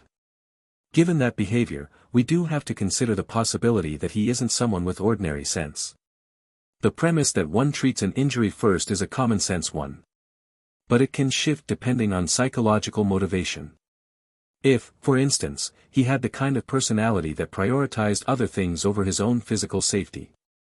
Even so would the general manager, someone whose appearance matters that much, leave an injury to his hand, of all places, unattended that long. Someone that dedicated to his work, at that. An injury sustained before meeting the 7th floor guest. In that case, he would have treated it first. If there'd been a reason he absolutely had to meet the 7th floor guest, he would have gone with a treated hand. The staff member asked again. Couldn't he have been hurt somewhere else, and there was something we weren't supposed to see, but he had no time to clean up, so he came out as his dash. I just said he wouldn't have had that kind of time. The injury clearly occurred after the contact with the 7th floor guest. If the wound had been sustained before that, he would have treated it, as I mentioned earlier. Ah, right. And as for something we weren't supposed to see, there's no way something of that scale appeared in the hotel lobby overnight. When you went to the lobby at 3 a.m., was the general manager there? No, at that point, it was only the staff. Then at least at that moment, there wasn't anything in the lobby that we weren't supposed to see. Which means it appeared within 3 hours. And the single biggest event in that window would be the manager's hand injury. The director muttered. Along with his hand getting hurt, something appeared we weren't supposed to see. Like a scene, maybe. Some indelible trace could have been left along with the hand injury. Blood would be the obvious example. A few drops of blood wouldn't have been enough to make him stand in the way that deliberately. Either that something was too conspicuous, or he didn't even have time to clean it up or hide it. With so little to go on, it's hard to say for sure. But if I lay out the situation in somewhat extreme terms. The writer summarized. So the general manager took steps to keep us from running into the 7th floor guest. And that 7th floor guest is, in all probability, the one who injured his hand. Do you think they've figured it out? Yes. I blocked their path too openly. There goes the general manager's dignity. Yes. Coco never spoke hollow words. Thanks to that, Lee Yunwoo's mind and body were being ground down in real time. His mind was chewed on by Coco, his body had been torn up by the monster guest. Even so, having confirmed that the group had left through the main doors safely, a belated wave of relief washed over him at last. Well, as long as the people are alive, it's fine. Wouldn't you agree? No. Wicked cat. No. He casually brushed off the snide objection.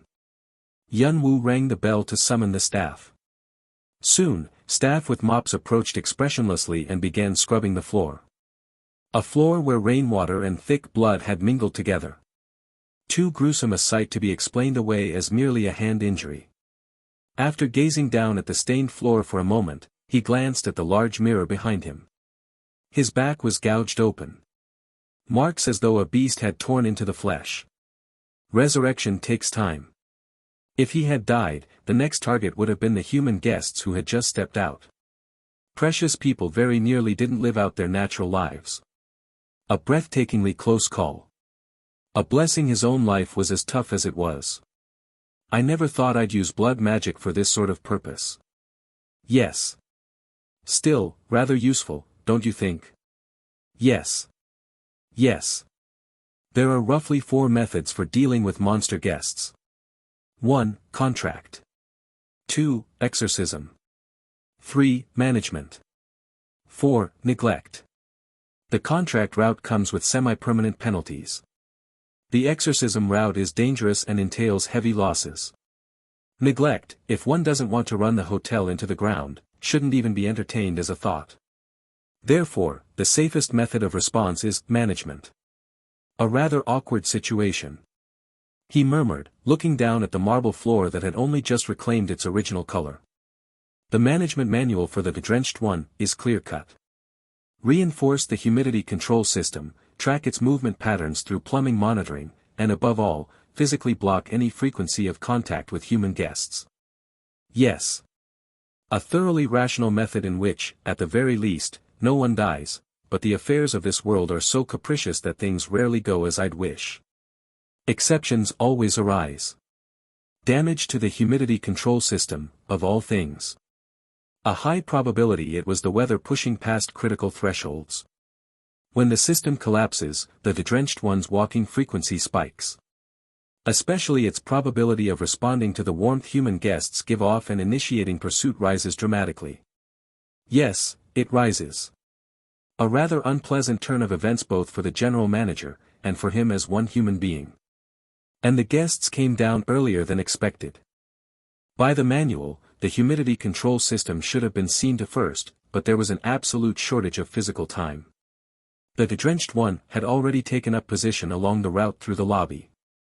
And in the middle of all this, the oblivious guests were walking down into a death trap on their own 2 feet. A complete predicament. Only one option remained. Namely, distraction. Crude, but the most certain of stopgap measures. A method in which the user becomes bait themselves, hijacking the monster guest's interest.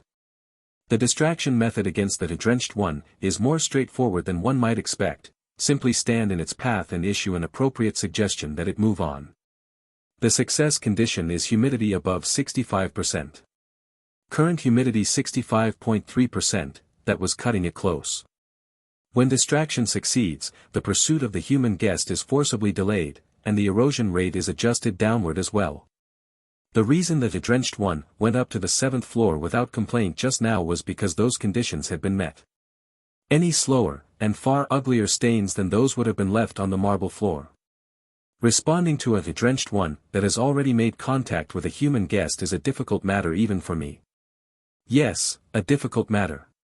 Of course, even with that success, there was a price he had clearly paid. Increased frequency of nightly nightmares, hypothermia, and real injury and massive blood loss from the distraction itself. The classic, give flesh to take bone. Yes. At least my memory hasn't failed me. Yes. Coco was rippling eerily as it looked at Lee Yun-woo's injuries. Like a living liquid creature. Probably expressing negative emotion in its own way. Is the condition serious? Yes. I thought so. My back feels a bit empty. Nothing surprising. The drenched one's surface image is that of a rainy day killer. Its essence is the shape of the drowned concept, but in reality it carries blades of various kinds. Mostly kitchen knives, if memory serves. Bad luck can get you torn apart like just now. I have only my own luck to blame. Attacks beyond the blade, that is, being bitten, are purely a matter of probability. At most a chance of around 8%. It simply so happened that, of all things, today that scarce winning ticket had ended up in his hand. Fortunately, nothing like a sizable chunk of flesh was rolling around on the lobby floor.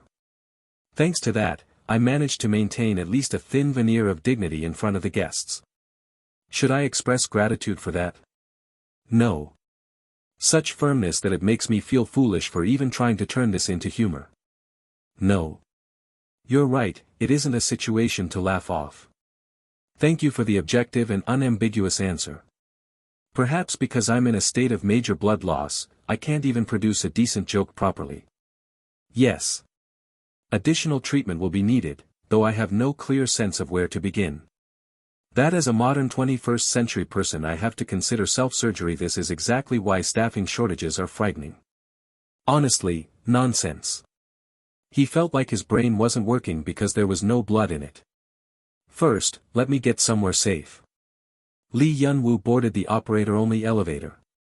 With the human guests already out, he meant to seize the opening to patch up this sorry state of affairs. For that, heading to his quarters would be best. Arriving at the operator's quarters and standing before the full-length mirror, Lee Yun-woo let out a remark. Well, how to put this? Yes. It's rather grotesque. Yes. The flesh had been gouged out so deeply that the bone structure was plainly exposed beyond the muscle tissue.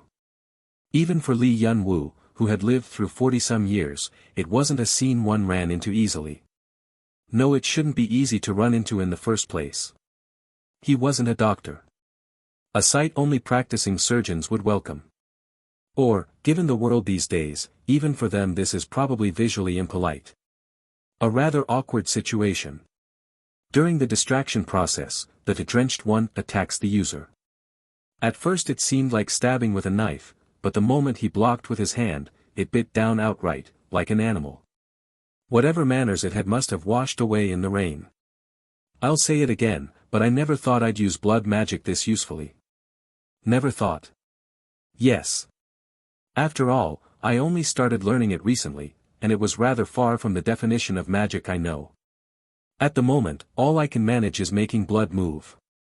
The basics of basics. Of course, even this would be a miracle and a great advance for the medical field, but Li Yunwu wasn't a doctor.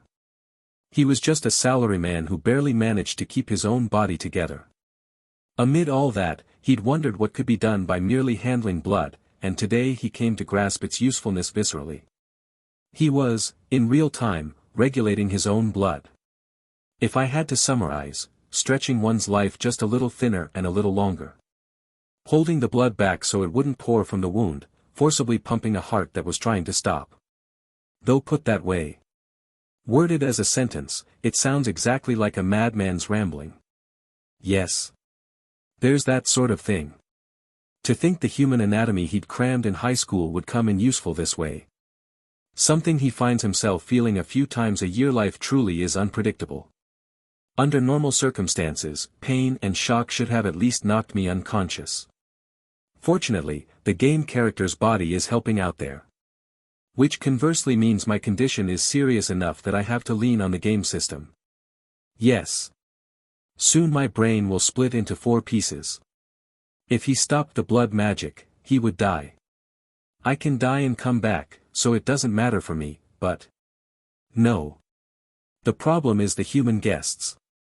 They would have noticed something was off during his reception in the lobby earlier. He would have liked them to run far, far away, but human curiosity doesn't work that rationally. Director Lee Xianhei's sharp, glinting eyes from yesterday, in particular, bothered him. Will those people come back here? His concentration wavered for an instant, and a drop of blood fell and wet the floor with a small talk. I did the best I could to keep the scent of blood from carrying to them. Beyond the literal impression of something strange, they likely wouldn't have grasped the truth. But still. His back remained wide open. A truly gruesome sight. Perhaps from blood loss, the face in the mirror had gone pale and drained.